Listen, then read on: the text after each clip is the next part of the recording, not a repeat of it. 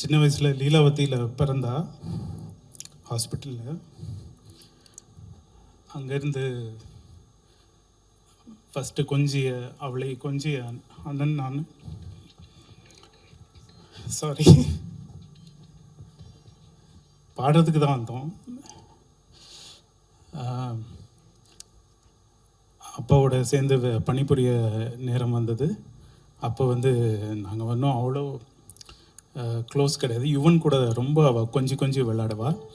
நான் ஸ்டுடியோவில் சுற்றிட்டுருப்பேன். அண்டு என்ன ஒரு பியூட்டின்னா, ஃபஸ்ட்டு நம்ம தமிழ் மக்களை நான் சொன்னது நான் அதை மட்டும் சொல்லிக்கிறேன். அவளை வந்து ஸ்ரீலங்காலேருந்து கொண்டு வராங்க. அந்த மக்கள் வந்து அவங்க வீட்டில் ஒரு விஷயம் நடந்த மாதிரி அந்த குழந்தைக்கு அவ்வளோ அன்பு செலுத்தினாங்க. அது நான் எங்கேயும் பார்த்ததில்லை.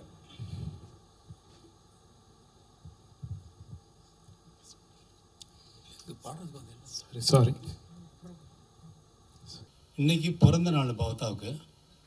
இந்த பிறந்த நாளே வந்து பவதா வந்து போன அந்த திதி வந்து இன்னைக்கு தான் வருது.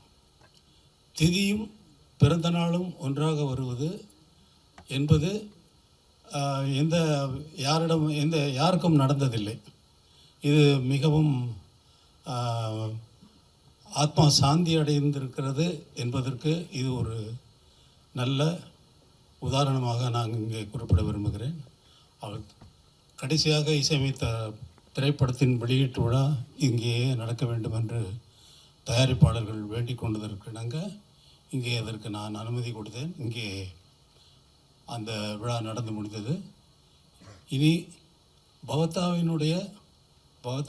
பாடிய பாடல்கள் அனைத்தையும் என்னுடைய இசைக்குழுவினர்கள் இங்கே பாடவிருக்கிறார்கள். பவதாவின் நினைவுக்காக, பவதாவின் அந்த ஒரு ஆண்டு எவ்வளவோ பவதா போவதற்கு முன்னால் என்னுடன் பவதா கழித்த அந்த நாட்கள் என்னால் என் வாழ்நாளையும் மறக்க முடியாது. அதாவது பவதாக்கு இந்த மாதிரி ஃபங்க்ஷன்னா ரொம்ப பிடிக்கும். ஆனால் நர்வஸாக இருப்பா. அதாவது வீட்டில் அவளுக்கு உண்மையிலேயே மியூசிக் டைரக்டர் ஆகணும்னு ஆசை, எனக்கு டைரக்டர் ஆகணும்னு ஆசை.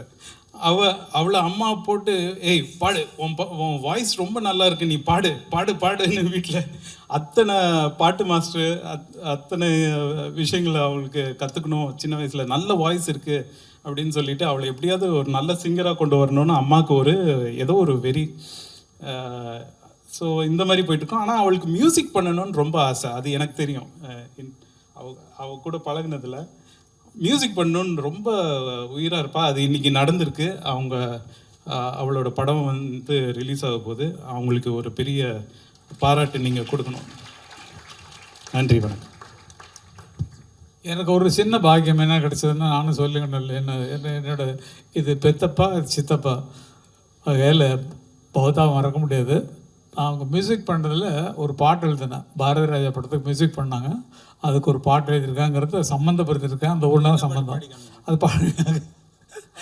நல்ல பாட்டு வேட் சாங்கில் இருந்தாலும் அது என்ன நானும் சேர்ந்துருக்கிறேங்கிறது உண்மை உலகத்துக்கு தெரியும். இருந்தாலும் இசையிலும் இணைந்திருக்கிறேன் அப்படிங்கிறது ரொம்ப சந்தோஷம். பாட்டு எழுதும் பொழுது ஃபஸ்ட் லைனை கொடுத்துட்டு தான் வாலி சார் வந்து இந்த காற்றில் வரும் கீதமே, அதாவது கண்ணனுடைய குழலிலிருந்து வரக்கூடிய அவனே வாசிக்கக்கூடிய கீதமாக இருக்கக்கூடிய அந்த கீதம் காற்றிலிருந்து வர்றதுனால, காற்றில் வரும் கீதமே நீ கண்ணனை அறிவாயா, அவன் தான் உன்னை ஊதுறான், இருந்தாலும் நீ கண்ணனை அறிவாயா, அவன் வாய் குழலில் அழகாக அமுதம் ததும்பும் இசையாக மலர்ந்தாய் நடந்தாய் அலைபோல் மிதந்து காற்றில் வரும் கீதமே நீ கண்ணனை அறிவாயா.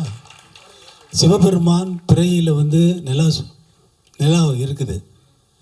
அந்த ஒளி வந்து சிவனை காட்டிடுமா? அதே போல் காற்றில் வரும் கீதம் கண்ணனை அறிய முடியாது. கண்ணன் தான் ஊதுகிறான். கண்ணனின் வாயிலிருந்து ஊதக்கூடிய அந்த குழலிலிருந்து வரக்கூடிய அந்த இசையை பார்த்து கேட்கின்ற பாடலாக இந்த பாடல் ஃபாசிலுக்காக அமைந்தது. இந்த திரை சம்பந்தமாக எதுவும் பேசக்கூடாதுன்னு நினச்சிருந்தேன். பட் இந்த பாட்டுனால நான் பேச வேண்டியதாகி போச்சு. நன்றி. பவதாவின் நினைவு நாளில் கலந்து கொண்ட உங்கள் அனைவருக்கும் என்னுடைய நன்றி. நன்றி, வணக்கம். இளம் மாணவிகள் குழுக்களாக ஆர்கெஸ்ட்ராவாக இருந்து என் முன்னாடி பாடி காட்டினார்கள். அதை பார்த்தவுடன் எனக்கு பவதா சொன்னது ஞாபகம் வந்தது. இங்கே பவதாவின் பெயரால் கேர்ள்ஸ் ஆர்கெஸ்ட்ரா ஆரம்பிக்க போகிறேன். மாணவிகள்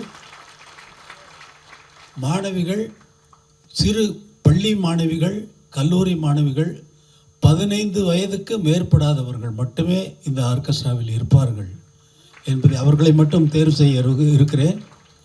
இப்பொழுது அங்கேயே மலேசியாவிலேயே 2 ஆர்கெஸ்ட்ராவை நான் தேர்ந்தெடுத்திருக்கிறேன்.